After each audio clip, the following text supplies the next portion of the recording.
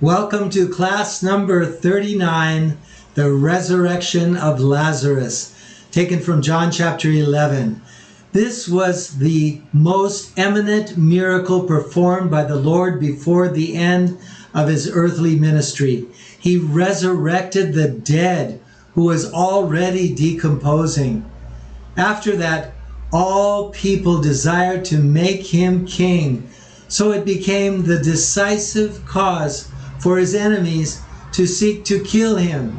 The probable reason why the sinoptics do not tell about it was the verdict of the Jewish rulers to kill Lazarus. So it was not safe for him to announce this story. According to tradition, after his miraculous resurrection, Lazarus lived about 30 years. Only the Gospel according to John was written later, so only St. John could write about this event safely. While the Lord was still in Perea, he received news of the illness of his beloved friend Lazarus. So this is the story. Lazarus lived in Bethany with his sisters Martha and Mary. This family was especially close to the Lord, and when he was in Jerusalem, probably he often visited it to rest there.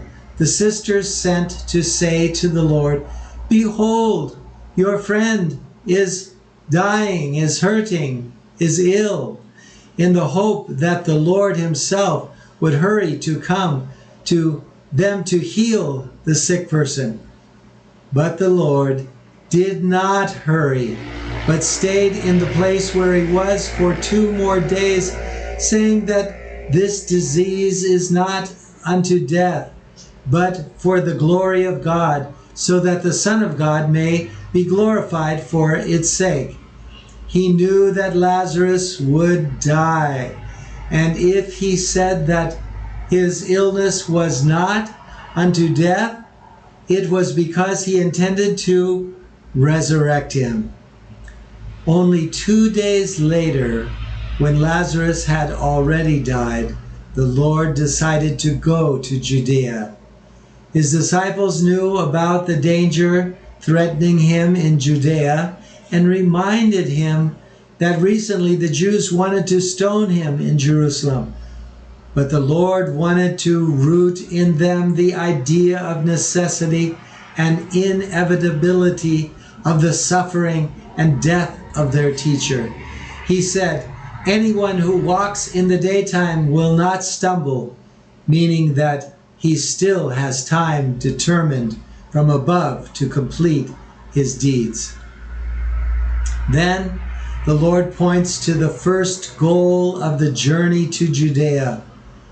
"Lazarus has fallen asleep, but I am going to wake him up." He called Lazarus' death a dream, as he did in other similar cases. See Matthew 9 or Mark 5.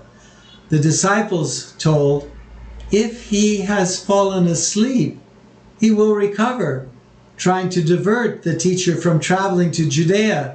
"No need to go, since the illness has taken a favorable turn." Then the Lord said directly, "Lazarus has died."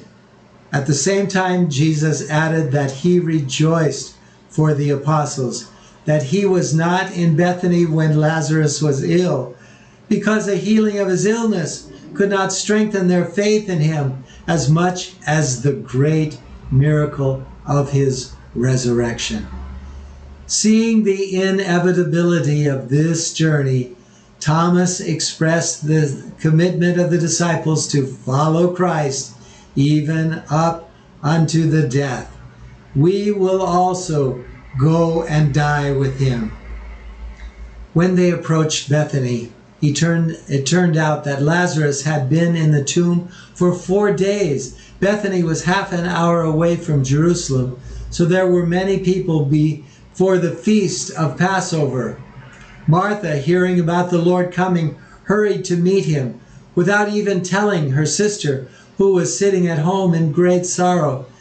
She told in deep regret that if the Lord had come earlier, her brother would not have died.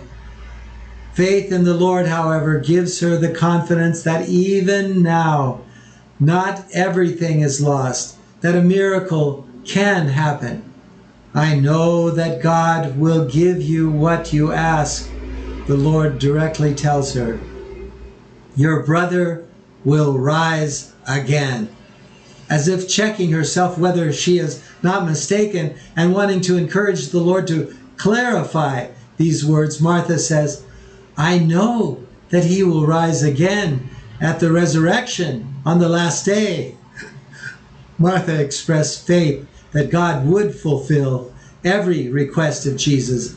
Consequently, she had no faith in Jesus himself as the Almighty Son of God. Therefore, the Lord focuses her faith on his face, saying, I am the resurrection and the life. Whoever believes in me, if he dies, will live. And whoever lives and believes in me will not die forever. Do you believe this? The Lord asks Martha, and receives an affirmative answer. At the command of the Lord, Martha went. She then went after her sister Mary to bring her to the Lord as well. The Jews who comforted her followed her. Mary fell down at the feet of Jesus with tears, saying the same regret as Martha, that the Lord had not been with them earlier. Now the Lord himself was grieved, but he was also indignant with spirit, maybe seeing the Jews who wept insincerely and were burning with anger against him. The Lord wanted to perform his miracle in order to give his enemies an opportunity to believe in him. But after that, they became even more inflamed with hatred for him and decisively pronounced a final death sentence on him. And the Lord asked, where did you put him? The question was addressed to the sisters of the deceased. The God-man knew where Lazarus was buried, but when he treated people, he acted like a human. From St. Augustine. The sisters answered, Lord, come and see. Jesus shed a tear. This tribute to his human nature touched some people, but others gloated, saying, could not this one who opened the eyes of a blind man make this one not die? If he could, then he would not allow him to die. But since Lazarus died, therefore he could not, and now is crying. The Lord went to the tomb cave of Lazarus and told them to take away the stone at the entrance. The discovery of such caves was made only in extreme cases and only soon after burial, not when the corpse was already decomposing. On the fourth day, the decomposition was such that even the believing Martha could not resist objecting to the Lord, Lord, the odor is bad. It is 4 days old. Reminding Martha of what he had said to her before, the Lord says, did I not tell you that if you believe, you will see the glory of God? And when the stone was taken away, the Lord raised his eyes to heaven and said, Father, I give you praise, for you have heard me. The Lord wanted to show by this prayer that he works miracles because of his complete unity with God the Father. Lazarus' soul returned to his body, and the Lord called him out with a loud voice, as if awakening him up. The miracle of the resurrection was joined by another one. Lazarus, bound hand and foot with funeral shrouds, was able to leave the cave himself, after which the Lord ordered to untie him. The details of the image of this event indicate that it is described by eyewitnesses. As a result of this miracle, the usual division between the Jews occurred. Many believed, but others went to the Pharisees, obviously with bad feelings, in order to tell them about what had just happened. That's the end of our class for today.